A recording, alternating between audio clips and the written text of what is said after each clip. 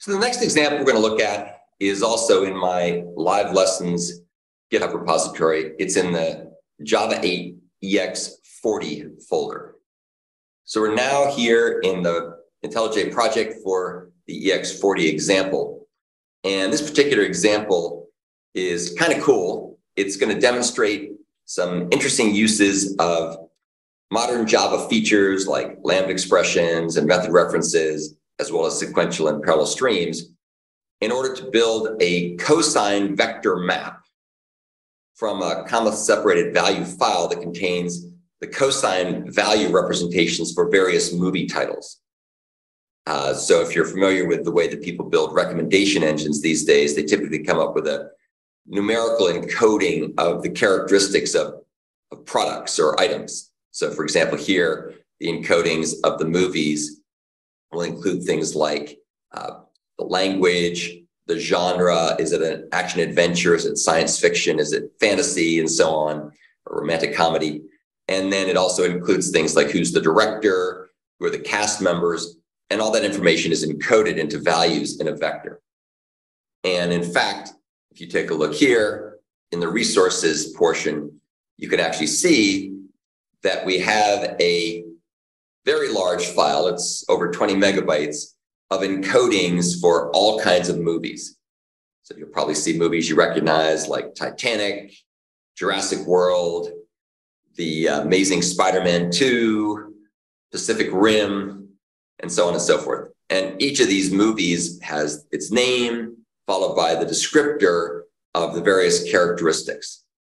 And I won't go into the details of how we computed those vectors. We used a tool called BERT that allowed us to be able to turn the string versions of these things into numeric representations. So what we're going to do is we're going to take that CSV file and we're going to parse it using either sequential or parallel streams, and we're going to convert it into a map. And we're going to keep track of the performance, of course, so we can see the benefits of using parallel versus sequential streams. So here's the main driver program. We're going to use our little run timer time run helper method, which I've shown in many other videos. Just basically starts a timer when a computation is to be done, performs the computation, stops the timer, and then sticks the results into a hash map under some name that we give this. So for example, we have sequential split is one of the names. We have parallel split warm-up. We also have parallel split final.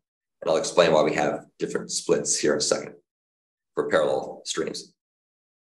And the main method that's doing this thing is called vector map. It basically converts this particular CSV file into a map. And you can see it's going to be a map that maps strings to lists of doubles. So the string, of course, will be the movie title, and the list of doubles will be the representation of the cosine vector information that we're going to use to represent numerically the movies and their characteristics. You can see that this called a vector map uses the parameter false when we want to make a sequential implementation or sequential stream, and it uses true when we want to make a parallel stream. And then when we're all done, we go ahead and we print the contents of the movie data set, and then we print the size, and we finally print the timing results. Now, this thing takes a while to run, so as usual, I'm going to start at the background and let it crank away for a while. It produces very large output as well. So now we're running the computation, which will go ahead and read that file in and create the output. And you'll see in a second what the results are. This is kind of interesting. You can see that the results for doing all the computations we're about to look at for the sequential implementation took about 811 milliseconds. When we did the first use of parallel streams, when we did the warm-up run, that had to warm up the threads in the common fork join pool. So that was faster than doing it sequentially, but you'll see it had to pay the startup costs of starting those threads. So it really wasn't that as much of a big of a win as we would have expected, given that we have 10 cores doing the work. But then when we ran the parallel version again for the final time, you can see we actually got more of that almost linear speed up I would have expected, because this is effectively a an embarrassingly parallel program. So let's go ahead and take a look and see how this works. So here's the vector map method. It takes in the string information about the data set. This is where to find the data set, plus a flag to indicate whether it should run in parallel or not. And it goes ahead and calls this helper method called load CSV file, passing in the information about where to find the resources file with the data set. So here's what load CSV does. This is really kind of cool. So it goes ahead and it uses a helper method called lines, which is defined on the files class, which is part of Java IO package. And what lines does is it goes in and takes the path, which is the path into the resources portion of the project and the CSV file therein, and it opens it up as a stream of lines. And you'll notice we do this using the so-called try with resources syntax to ensure that the stream cleanup is automatically done. When this particular block of code goes out of the scope, for whatever reason, this stream will be closed automatically, so the resources will be freed up. What we then do is we take a look and see, was this done with a parallel Boolean or not?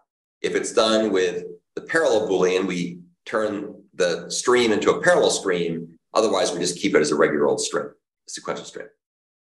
The next thing we do is we skip over the first line in the data set. And you can see if you take a look at that data set, that the first line in the data set is just sort of the metadata. It says the original title, semicolon, vector descriptions.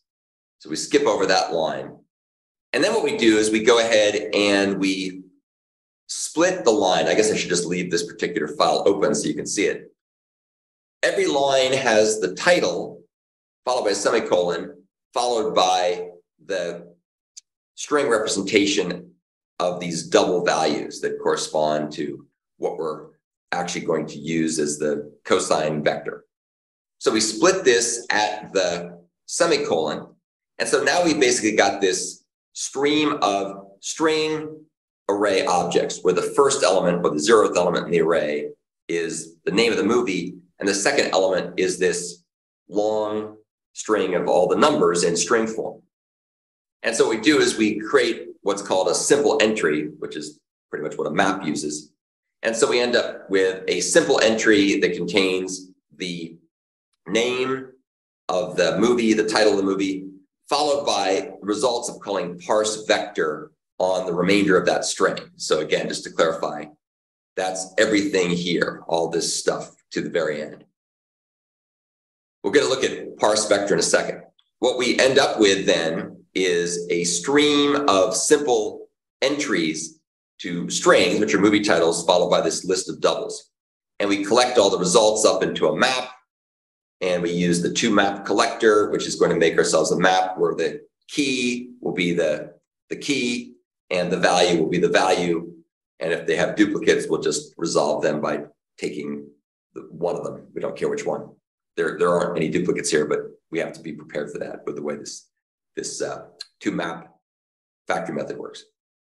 So let's take a look at parse vector. So parse vector takes in this string that contains all the movie values. That's all these things.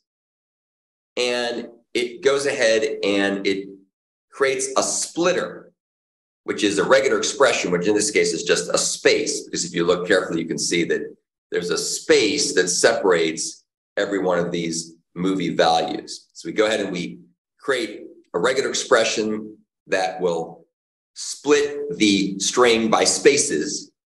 And then we split that particular string by spaces, except what we're going to do here is we're going to essentially, for each of these strings, we're going to skip over the leading and trailing brackets and the leading space. So we're going to skip over this part at the beginning.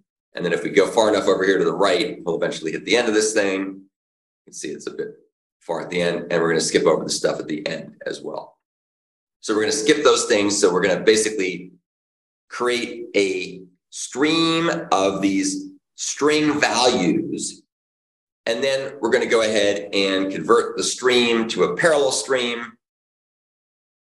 And Then we're going to go ahead and convert that from string to double.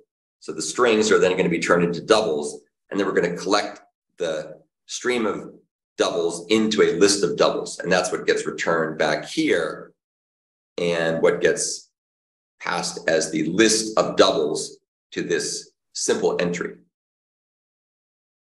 So as you can see, again, when we run the program, it goes ahead and builds this data structure, and it uses streams and stream features to be able to do this in parallel or sequentially.